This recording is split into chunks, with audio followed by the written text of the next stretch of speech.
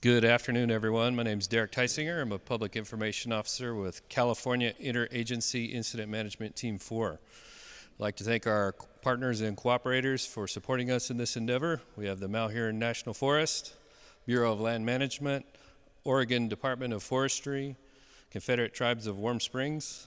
The Grant County Sheriff is here, along with representation from Grant County Emergency Management. We'd like to thank Prairie City School for allowing us to use the gym to host this meeting. Thank you all for taking time out of your day to attend, as well as those joining us online. The restrooms are located just outside the door if you need them that you came in. This afternoon, presenters will provide an update on the bridge fire. We will do a question and answer session where we take questions from the audience at the end of the presentation, as well as those from our viewers online. Officials will also be made available one-on-one after the meeting. We currently have 260 firefighters assigned to the bridge fire. It's 350 acres with 0% containment. And up first with our opening comments will be Forest Supervisor Ann Neeson of the Malheur National Forest. Thank you. And I'll just echo, thank you for taking the time to come out today. I thought we were going to get through this season after that season we had last year, and thought maybe we weren't going to get a fire, but we did, and here we are. So I will share with you that the day that this started, like many of you, this is a place, the last place that we wanted to see a fire start on the forest, and we have a big veg treatment project that we're scheduled to begin in the next year. Have some really big concerns. There's no recent history of fire in this area. It's probably been over 100 years since we've seen fire. It's heavily overstocked on that lower end, and it's very steep. So in addition to that piece of ground burning and what the potential was, I was really concerned about inserting firefighters into this piece of ground and having the right capacity and skill sets to do that so that our firefighters would come home safe every night. The things that are on all of our minds, of course, are the residents that live around this area in Austin, and then you got Bates State Park, you got the Austin House, and then various residents around. Plus, of course, right now we're right in the middle or the start of hunting season, so we realize there's an impact to folks. The other things that we're, values that we're looking at are the power lines, the communication sites, and the lookouts. I want to say thank you to Rocky and his team, Northern California Interagency Team 4. We really appreciate that they came in to help us out with this tough piece of ground. Thank you, Ann. Up next, we'll have Mark Desjardins from Oregon Department of Forestry. Hi, folks. Just wanted to let you know, we're involved in this. For the most part, it's going to be us providing helicopters. Most of the ground is not really engine ground for what ODF has and resources-wise, but we have been supporting the fire with a bunch of aircraft, and we've been monitoring it and paying attention, being part of the program. I think they got a great plan moving forward. Team's doing a lot of great work, and so really happy with where things are, and we'll continue to support however we can. Thank you, Mark. Up next, we'll get an operational update from Operations Section Chief Kerry Williamson. Good afternoon. So as far as an update, this is really loud.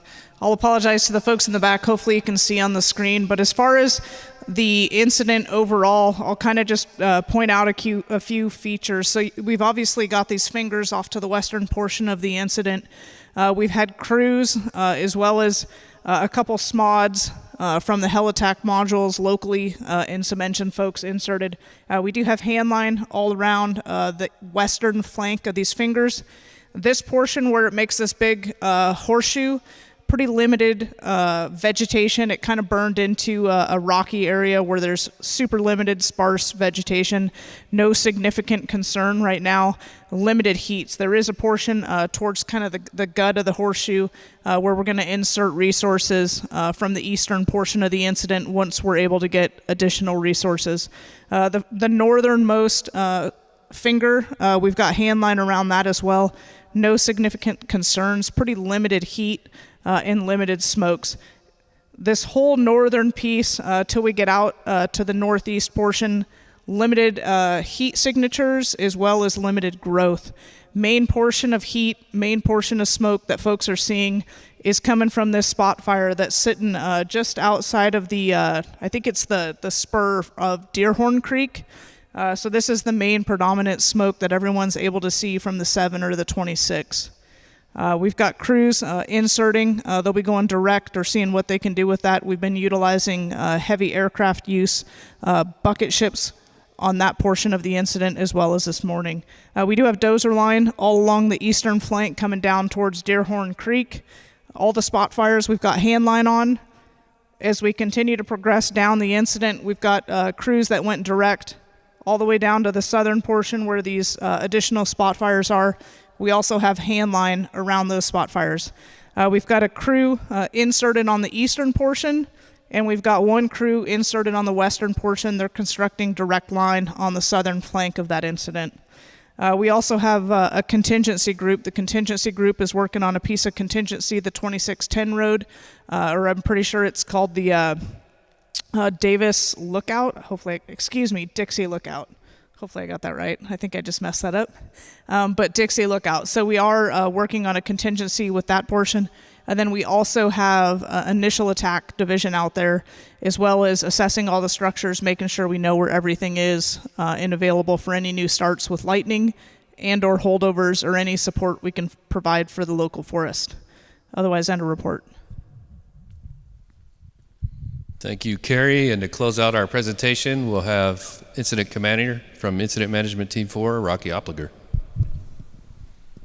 Thank you. Good afternoon. First of all, we've heard it before, but thank you very much for taking the time to be here physically, and those are able to get on virtually and get online to address any issues, any questions, anything you might or concerns you have for the incident. Again, my name is Rocky Opliger, Incident Commander for California Team 4, and I'll tell you right off the get that you're very, very fortunate to have the relationships you have with all your cooperators. While this fire has certainly affected the forest, but if you can see the other federal land management, BLM, and then of course the state with ODF, and then I have to put a special plug in for our sheriff and the engagement they've had both with the team, all trying to reach the same goal, and that's try to get containment on a fire that's an incredibly difficult location.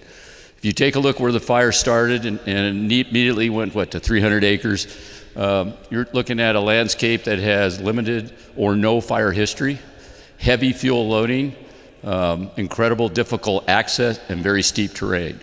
So the real kudos go to the firefighters that are on the ground right now that have got us both the anchor point, started flanking, as you heard from operations, the east side of the fire, working the south end of the fire, and trying to pick any of those critical areas to try to reach our overall containment objectives. And that is our objective, to get full containment on this fire. We see last, I would say, 10 years or more, incredible change in the landscape and the fire that we experience throughout the western United States. We're seeing more and more fires.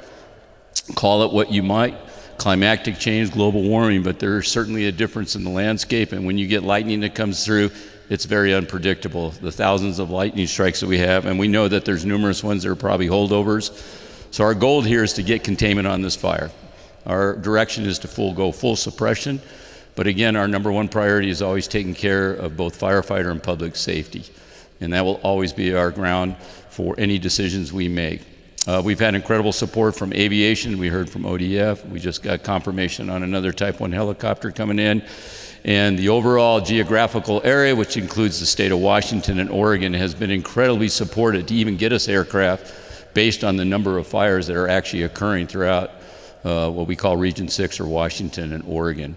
We now have 11 teams like us deployed within the geographical area of Washington and Oregon, and outstanding orders for teams, not to mention the number of Type 3 incident management teams supporting some of the other fires.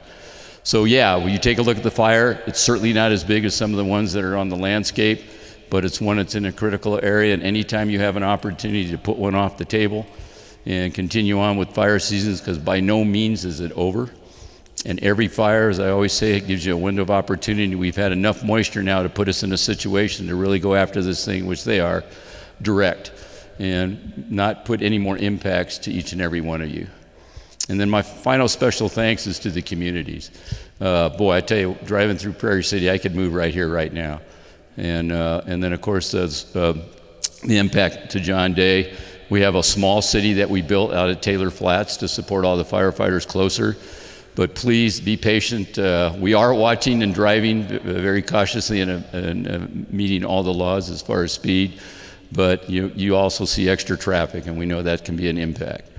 So on behalf of our team and on behalf of the agencies, we thank you very much, first of all, for supporting us and for welcoming us in your community. Thank you. Thank you, Rocky. All right, now we'll get to questions and concerns, and we'll start with people in person here at Prairie City. Let's set some ground rules. We'll answer as many questions as we can, and officials will remain here to get you the information you are looking for. We will take your questions one at a time, and please no repeat questions. So is there anybody by raise of hands that has a question in the audience? All right, our first question. Hi. First, thank you all for the work that you guys are doing. I think it's been amazing that you've been getting up there as fast and getting it under control as well as you have.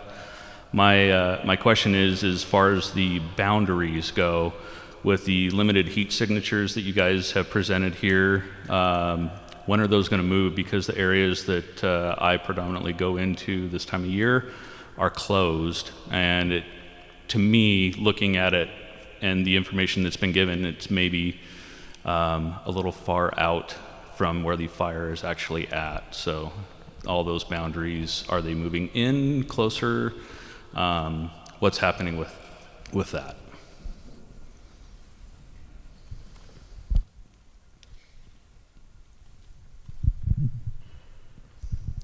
Yeah, thanks for that question, and I hear you. We had it on our mind when we set the original closure. I think as they get some, what's the right word, black line, some containment on this thing, that would be the normal progression that we would look at backing those off. The hardest part up front is getting a place where the public can easily understand where the closure is, but we'll take a look at that closer as we get progress on containment. Thank you, Ann. We have another question. Thank you. I live about 10 miles downriver on the Middle Fork, and I appreciate everything that you all have done. With the thunderstorms forecast for the next few hours, where do you see the greatest risk to an expansion on this footprint?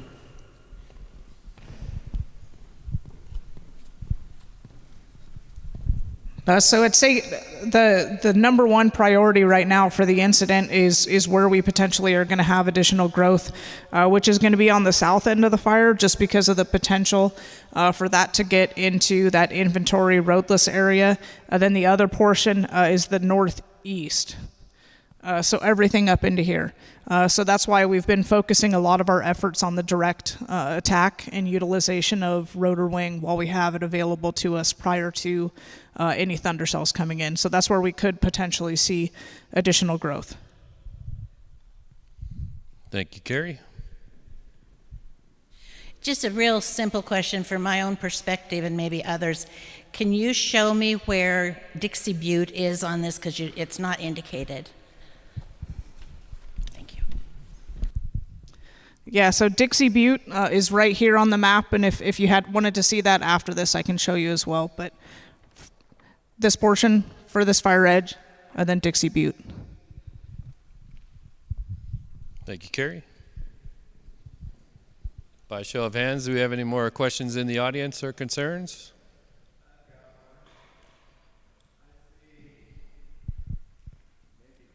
Six Forest Service personnel here at this meeting, and I wonder what is the purpose of having so many of your people here rather than deployed on the response? So we do have a small portion. As I mentioned earlier, we have over 260 firefighters committed to the incident, and when you get a fire of this magnitude, typically it takes a large contingent of personnel, both on the ground and in the air, to get it done. So I'll let Ann go ahead and make a comment as well. Yeah, thanks for your question. I'll just point out that I am I am not representative of boots on the ground, for one thing.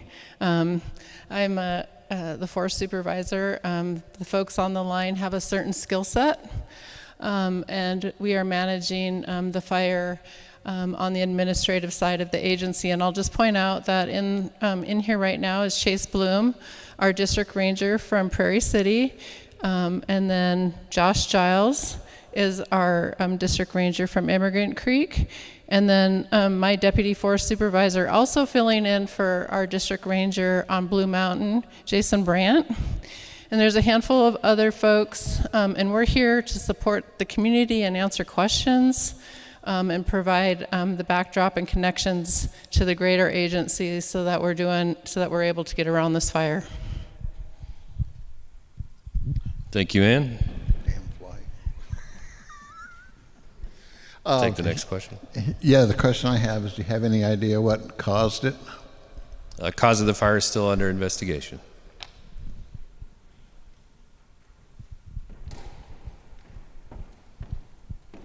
I was late, but I'd like to know what I can do to help support the firefighters. We appreciate the thank you signs, and we appreciate you supporting those who are in need in your community. Luckily, when we're at this level, when we bring in an incident management team, we have everything that we need. So we encourage you to maybe support those in your local community that may need it, but we have everything we need. Again, our incident commander mentioned, even in the midst of this great fire siege this year, we're very fortunate to get everything we need to be successful on this incident.